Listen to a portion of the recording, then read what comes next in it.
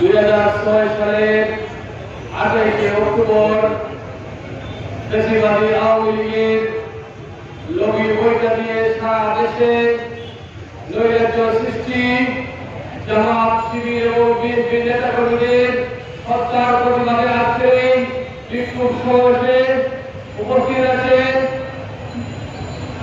বাংলাদেশ জামায়াত ইসলামী সিলেট মহানগরীর সম্মানিত আমির জননেতা মোহাম্মদ ফখরুল ইসলাম ভাই, উপস্থিত আছেন বাংলাদেশ জামায়াত ইসলামী সিলেট জেলার সম্মানিত আমির সিলেট 1 আসনের সংসদ সদস্য পদপ্রার্থী জননেতা মাওলানা হাবিবুর রহমান, উপস্থিত জামায়াত ইসলামের সিনিয়র নেতৃবৃন্দ এবং সম্মানিত সিলেটবাসী, আসসালামু আলাইকুম ওয়া রাহমাতুল্লাহি ওয়া বারাকাতুহু।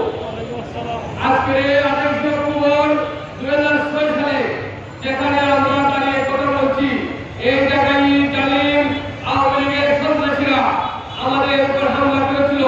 এখানে আমাদের জীবন্ত স্বামী নুরুল ইসলাম বাবুল ভাই, ওনার উপরে তারা চাপিয়ে পড়েছিল লগি বইটা দিয়ে।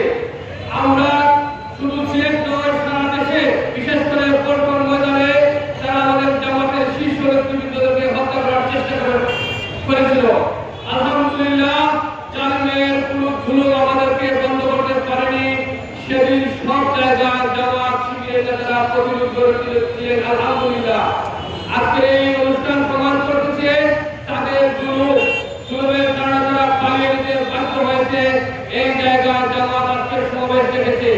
আমি আপনাদের আহ্বান জানাই, আগামী নির্বাচনে আমরা যেন সকল জুলুমের বিরুদ্ধে দাঁড়িয়ে ন্যায় এবং ইনসাফের প্রতি দাঁড়িপাল্লা প্রতীককে বিজয়ী করে আগামী সংসদ নির্বাচনে দাঁড়িপাল্লা পার্লামেন্ট গঠন করতে পারি, সেই আহ্বান রেখে